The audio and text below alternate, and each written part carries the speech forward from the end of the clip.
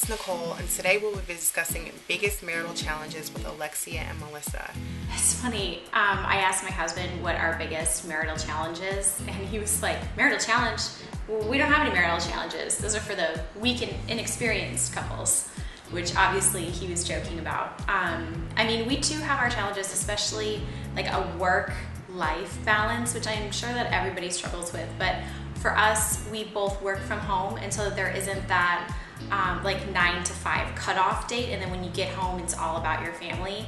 It's just kind of a perpetual working atmosphere, if that makes sense. Because when he's working, I'm hanging out with the babies, and then when I have to work, he's hanging out with the babies. So we don't, even though we're together all the time. I mean, we live and we work together.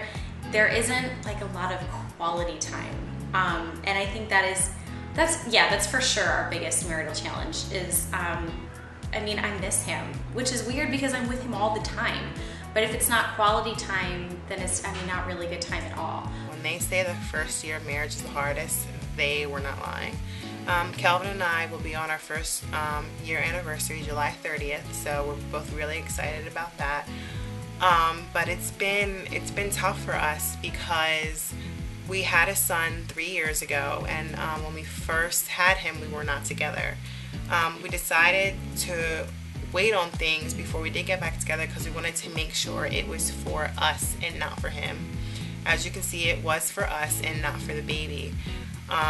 But you know, it's been hard because learning each other as a husband and wife and as a parent is difficult, because usually couples get that honeymoon phase in the first year, and we just have not been able to experience that because we don't get the quality time that we would like to. If we do, it's probably like once a week, twice a week, for an hour. So, and that's at dinner. So that's when we catch up on life and stuff like that, because we are both extremely busy. I do travel a lot for work.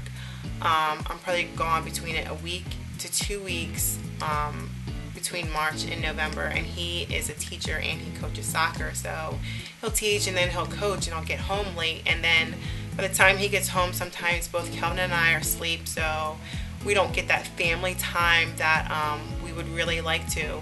Now that summer is here and he's out of school, things will probably slow down a little bit. I'll have a couple months off. I have a month off of traveling, so we can get some of that family time in. But it's really hard when it's just like bam, everything just is like there. So you can't. It's hard because we can't learn each other as a husband and wife. It's a husband and wife and a parent. So that's difficult, but we've made it this far, so it's going to be a tough road, but I know we'll make it through.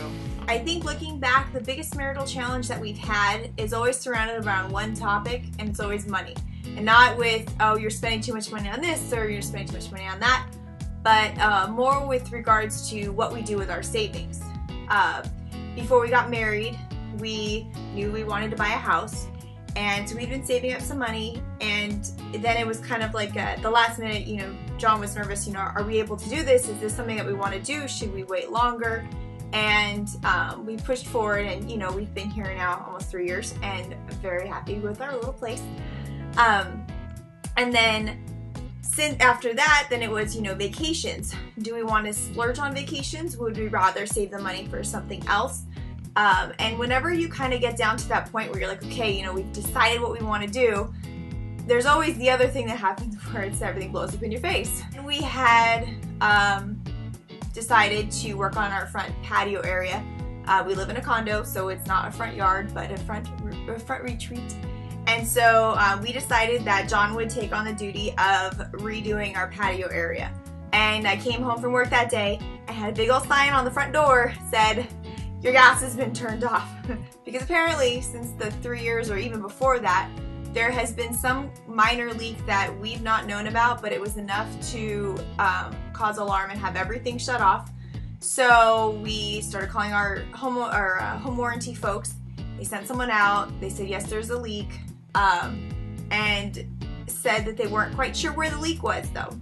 And it turned into this whole thing, and in the end, we spent all the patio money we wanted to spend, plus more to fix the underground gas leak, the leaky pipes in our garage that also cost money to replace, the leaky water heater that also had been leaking, and really unexpected for all of that. And with any type of impact like that, you always have to have a regrouping of the minds.